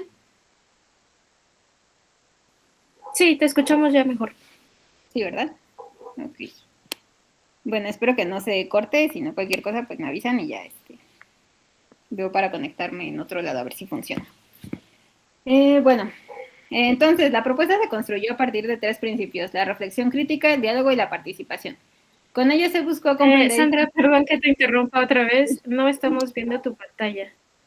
Ay, sí, es que la dejé de compartir para que se viera mejor. Mira, puedes compartirla o si quieres pásamela por aquí por mensaje y yo te ayudo a proyectarla para que no te interrumpas. Sí, a ver, voy a hacer yo creo que las dos cosas. A ver, ahorita dice que está compartiendo. Ajá, ahí ya la estamos viendo. ¿Sí? ¿Sí la ven? Ya nada más. Sí. ¿Y si me escuchan bien? Sí. Sí.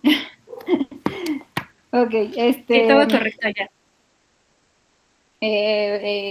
Voy a hacer como sintéticamente otra vez todo pero que ya no se corte tanto. Ok, no te preocupes.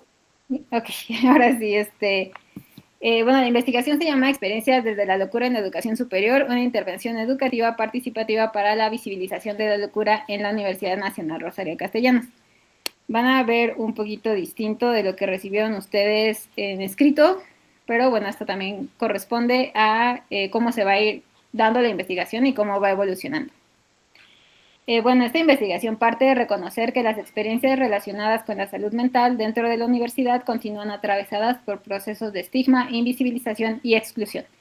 Estas condiciones dificultan que muchas personas compartan sus experiencias, soliciten apoyo o encuentren espacios donde sus vivencias sean reconocidas. Frente a este panorama surgió la siguiente pregunta: ¿cómo puede una intervención educativa contribuir a visibilizar, comprender y transformar críticamente las experiencias y condiciones educativas de estudiantes, usuarios y exusuarios de servicios de salud mental en la UNRC? Bueno, para responder esta pregunta, el objetivo fue diseñar e implementar una intervención educativa orientada a fomentar el compartir de experiencias en primera persona de estudiantes, usuarios y exusuarios de servicios de salud mental de esta institución. La respuesta, esta propuesta se construyó a partir de los principios del diálogo, la experiencia vivida, la participación y el pensamiento crítico. Con ello se buscó comprender y transformar las condiciones educativas relacionadas con la salud mental dentro de la universidad. El marco teórico de esta investigación se sustenta en dos perspectivas. Por un lado, los estudios locos, retomando la propuesta de SEA, quien plantea que este campo surge del activismo de personas psiquiatrizadas, posteriormente adquiere incidencia política y finalmente se consolida como una propuesta teórica crítica.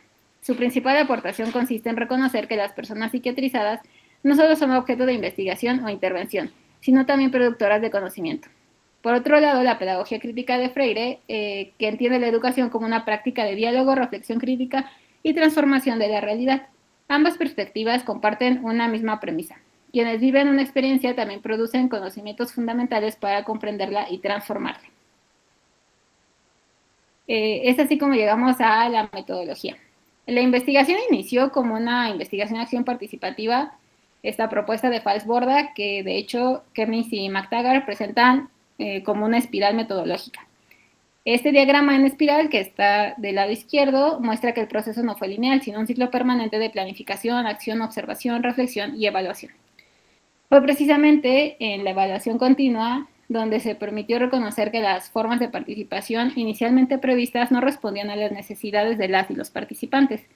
Por ello, el proceso metodológico evolucionó incorporando la autoetnografía, entendida como el estudio reflexivo y crítico de la experiencia personal en su contexto cultural, y además también del uso de la etnografía virtual, centrada en el análisis de comunidades, interacciones y narrativas construidas en redes sociales. Más que un cambio metodológico, este tránsito refleja la lógica de la investigación-acción participativa, transformar la propia investigación a partir de lo que el proceso va enseñando. Bueno, en mi primer inicio se hizo esto, el diagnóstico participativo. No me voy a detener demasiado en explicarlo cómo fue llevado a cabo. Aquí en esta infografía se presentan algunas de las características de las personas participantes y los principales ejes de análisis identificados. Lo importante de este instrumento fue demostrar que existen estudiantes con diagnósticos psiquiátricos en la UNRC, que han atravesado experiencias como intención de abandono, interrupción de sus trayectorias académicas, permanencia por opresión y ansiedad respecto a su proyecto de vida. Sin embargo, el hallazgo más significativo fue con 2 escritos libres que fueron recuperados.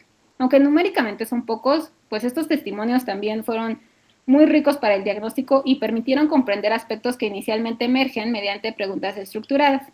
Estos relatos orientaron las decisiones metodológicas posteriores y mostraron la necesidad de construir espacios donde las personas pudieran compartir sus experiencias de manera más abierta y reflexiva. Y bueno, es así como nos adentramos a esta parte de la autoetnografía. Ellis y colaboradores la definen como el análisis sistemático de la experiencia personal con el propósito de comprender la experiencia cultural. Aquí tengo una fotografía, yo la tomé, es del carbonato de litio, es un medicamento que yo tomo para tratar el trastorno bipolar, y aquí hice una especie de reciclaje en donde le puse unas sales, unas esencias de lavanda, y ahora forma parte de mi baño como este difusor de aromas.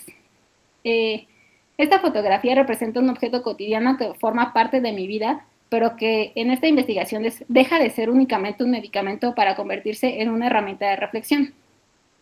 No busco hablar de mi experiencia por sí misma, sino utilizarla para comprender cómo se van construyendo las relaciones entre la psiquiatría, la universidad, la identidad y los procesos educativos. Es así como la experiencia personal se convierte en una vía para producir conocimiento sobre una realidad compartida.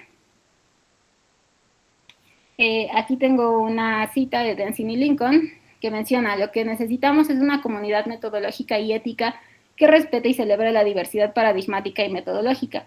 Esta idea resulta especialmente pertinente para esta investigación, porque implica reconocer que existen diversas formas de producir conocimiento y que la experiencia en primera persona también posee valor epistemológico. Bueno, aquí hay otra fotografía que yo también tomé. Después, con más tiempo, quizá habría oportunidad de hablar de ella, pero pues también es básicamente como parte de mi cotidianeidad dentro de la maestría, como una paciente psiquiatrizada. Son todos los medicamentos que yo tengo que tomar. Y bueno, a ello, ¿qué se añadió? La etnografía virtual, que fue también otra de las metodologías que yo ocupé, permitió ampliar esta reflexión hacia los espacios digitales. Las redes sociales se convirtieron en escenarios donde las personas compartieron experiencias, inquietudes y reflexiones, con una apertura que difícilmente apareció mediante instrumentos tradicionales de investigación. Estos espacios permitieron visibilizar experiencias de locura, difundir los estudios locos, promover el diálogo y favorecer formas accesibles de participación.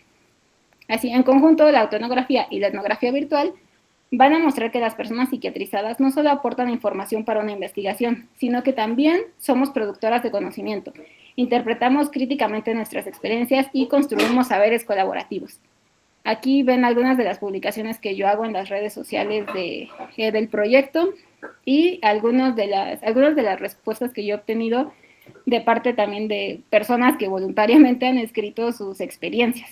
Aquí hay uno que me gusta mucho, el de psiquiatría sin crítica y lucha social es igual a cárcel química en interés del capital. Entonces, bueno, fue la creación de estos espacios. Y ahora quiero hablar de esto, de los hallazgos principales. Quise representar los hallazgos mediante esta metáfora de un iceberg, en donde en un primer momento sí, parecía que el principal resultado de la investigación era el diseño de una intervención educativa. Sin embargo, conforme el proceso avanzó, comenzaron a emerger hallazgos muchísimo más profundos. La investigación mostró que existe una ausencia de espacios legítimos donde compartir experiencias, que las metodologías tradicionales no siempre permiten que emerjan las voces de las personas psiquiatrizadas y que si queremos construir procesos realmente participativos, pues no basta con investigar la locura, sino también debemos preguntarnos quién produce el conocimiento y cómo lo produce. Por ello, considero que las principales aportaciones de esta investigación son 3 que pongo en la parte de aquí abajo. Primero, desde una parte epistemológica, que las personas psiquiatrizadas no solo aportan testimonios, sino que producen conocimiento sobre las realidades que viven. Segundo, que la participación implica transformar las metodologías para responder y las formas reales en que las personas construyen y comparten sus experiencias. Y una tercera, desde esta parte educativa y desde la pedagogía crítica, pues la universidad puede convertirse en un espacio donde las experiencias en primera persona puedan dialogar, cuestionar y que contribuyan a transformar las condiciones educativas y pues finalmente tener cumplir con ese compromiso que tiene con la transformación de la realidad. Finalmente, las conclusiones. Como conclusiones, esta investigación permitió reconocer las experiencias estudiantiles como conocimiento legítimo y reafirmar la educación como un espacio de escucha, diálogo y transformación colectiva. También favoreció procesos de reflexión crítica sobre la salud mental, la locura y la vida universitaria. Sin embargo, también pues, es importante reconocer sus limitaciones, porque si bien estos espacios como el de las redes sociales pues enfrentan desafíos importantes para la ciencia misma, porque no hay, por ejemplo, un consentimiento informado u otros mecanismos de validación metodológica, pero aún así muestran que existe una realidad que se está construyendo y compartiendo cotidianamente al margen de los estudios científicos y que la investigación educativa necesita dialogar críticamente con ella.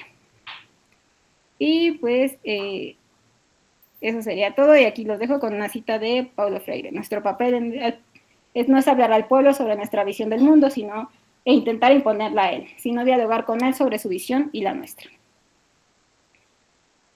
Y eso es todo. Gracias. Gracias, Sandra. Muchísimas gracias por tu presentación, por mostrarnos tu proyecto. Vamos con tu ronda de retroalimentación, comenzando con el maestro Gabriel. Solo te pediría si puedes prender tu cámara para que puedas escuchar tu retroalimentación.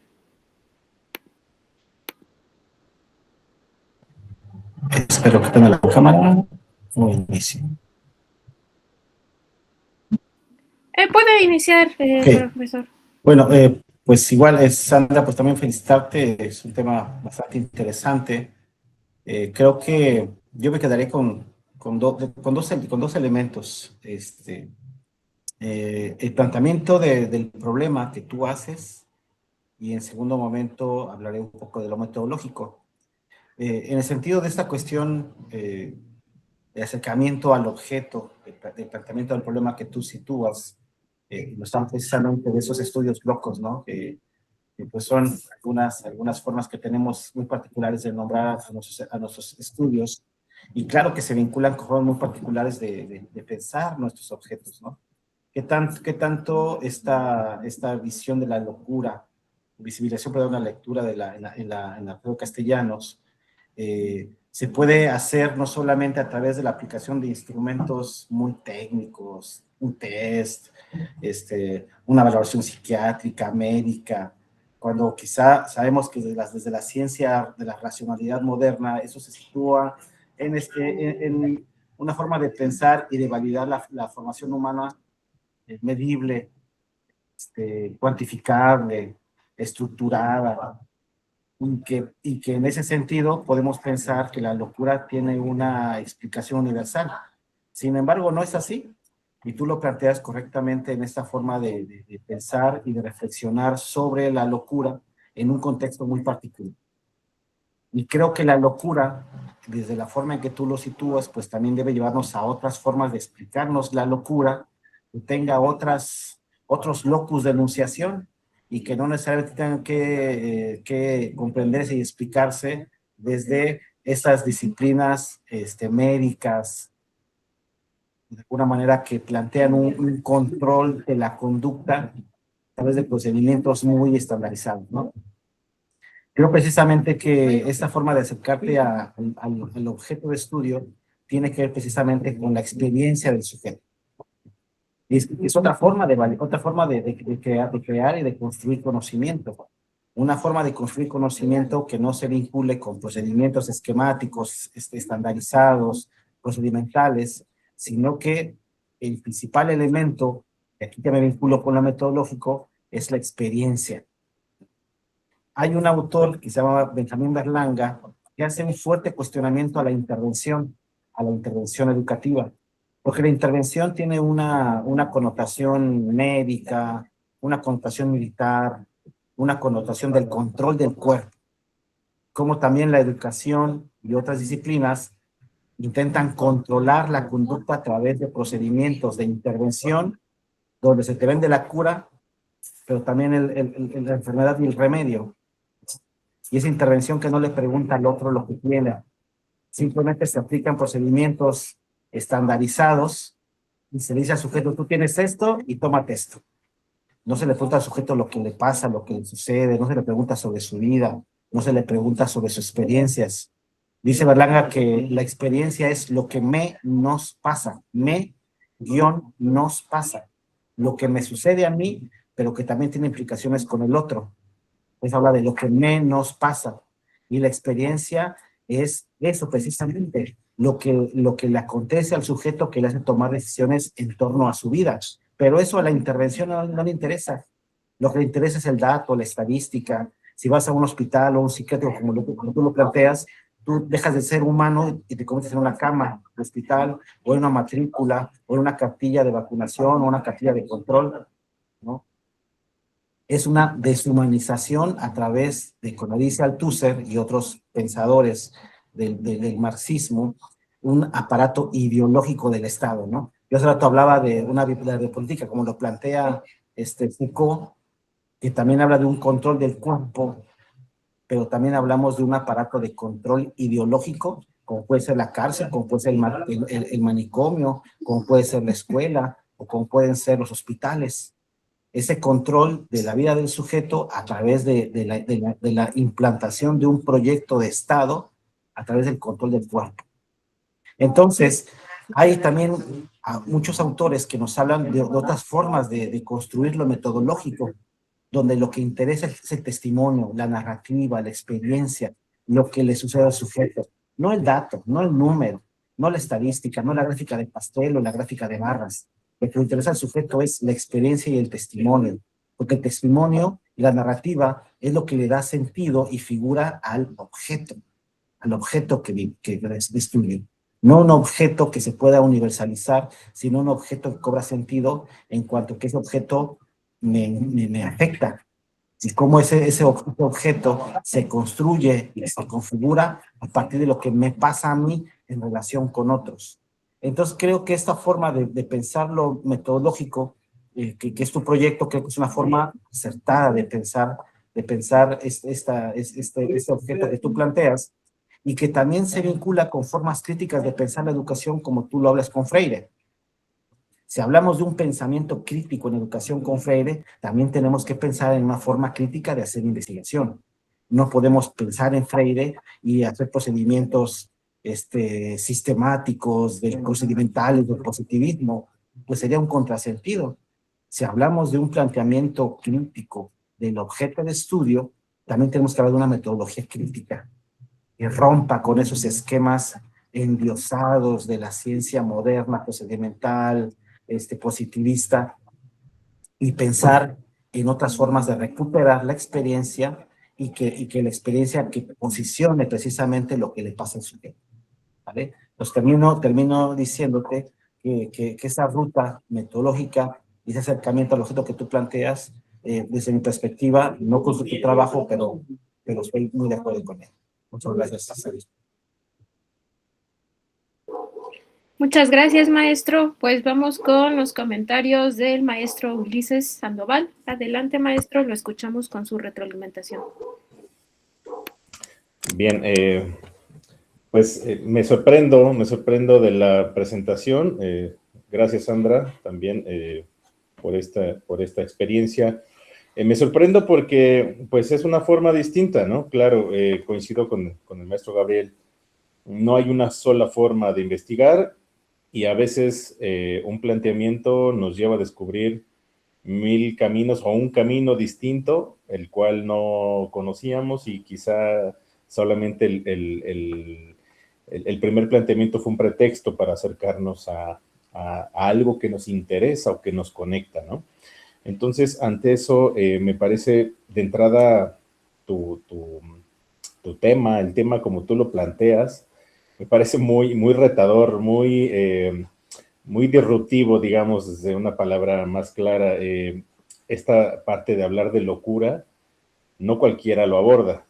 La palabra locura a mucha gente le genera, o nos genera, digamos, por hablar de algunos, de todos, nos genera a veces cierto miedo, nos genera cierto rechazo, nos genera incertidumbre.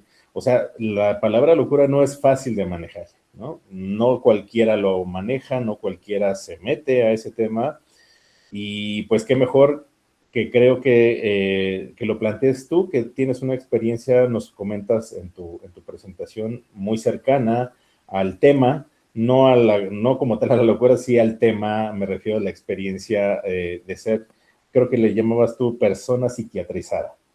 Entonces, creo que es muy importante esto, tomarlo en cuenta, porque no es algo sencillo de abordar. El hecho de que tú plantearas una propuesta, quizá más estructurada, hacia un planteamiento más metodológico, más ordenado, con más, digamos, sistematización, pues eso te llevó, si no me equivoco, en el gráfico que nos pones del iceberg, a cambiar, de encontrarte con realidades, con personas, con experiencias, con tu propia experiencia quizá que conectó con ello, y esto te llevó pues, a cambiar y a abrir quizá muchos panoramas. Me llama la atención la parte que decías de la etnografía virtual. Creo que es una forma muy actual, pues, o sea, encontramos en esta etnografía virtual, como le llamas, pues están todas las redes, toda la marabunta de estímulos y opciones que tenemos en red, en internet, en un dispositivo, ¿no? En la mano, en un celular, que podemos conectar con muchas cosas. Sin embargo, a veces no conectamos con nada. Y me parece que en este caso tú sí lo conectas, ¿no? Le das un sentido, lo aterrizas, expresas y te lleva insisto, a conectar bien pues tu planteamiento. Hay algo aquí que nada más me llama un poco la atención. Yo creo que coincido en esta parte de la ruta que encuentras, de la expresión, lo que conecta contigo. Sin embargo, a mí me gustaría ponerte en la mesa unas preguntas. Son unas preguntas que tú consideras si te pueden ayudar, te pueden servir. Supongo que esto también de igual manera lo estarás comentando con tu comité asesor, con tu director de trabajo terminal, que seguramente estarán acompañándote siempre muy de la mano, y ellos pues tendrán justamente muy cercano tu tema y cómo lo abordas. Pero sí me llama la atención, por lo menos en la presentación que nos compartiste, que no encontré como digamos, una meta, es decir, un objetivo, bueno, no hablemos objetivo, cambiemos el término para no ser más tan metodológico, sino una finalidad a la que tú a dónde quieres llegar. La pregunta sería, ¿hacia dónde quieres ir? Te dejaría esas tres preguntas. Una es, ¿qué te falta hacer de lo que ya has hecho? Esa sería la primera pregunta. ¿Qué te falta hacer de lo que ya has hecho ahorita y como lo has abordado, qué te falta hacer? ¿Hacia dónde quieres ir? Sería la segunda pregunta. Esta parte de nos compartes lo que has encontrado, lo que has visto, pero ¿hacia dónde quieres ir? Y esa pregunta de hacia dónde quieres ir me conecta con la tercera pregunta, que es, ¿qué quieres lograr? O sea, estás haciendo una intervención, estás haciendo una conexión con una red de personas que estén teniendo esta misma situación. O sea, la pregunta es, ¿qué quieres lograr con eso y hacia dónde quieres ir? Si me explico, no sé si sea claro, pero creo que falta, o es bueno también hacerse esas preguntas para no perderse en un limbo de seguir haciendo algo, pero a veces no tienes una ruta clara. Y creo que a fin de cuentas, la propuesta que sea como tú la abordes, sea desde una perspectiva muy metodológica, muy cuantitativa, con datos duros, con rigurosidad metodológica, puede ser otra perspectiva desde lo etnológico, desde lo vivencial, desde la experiencia del individuo, pero en ambas necesitas tener claro, por lo menos creo yo, mínimamente, en cierto sentido, estas preguntas, ¿no? ¿Hacia dónde quiero ir? ¿Qué quiero lograr con esto, no? ¿A dónde me va a llevar? Y a lo mejor otras preguntas que tú te puedas plantear, pero quizá partan de estas preguntas, ¿no?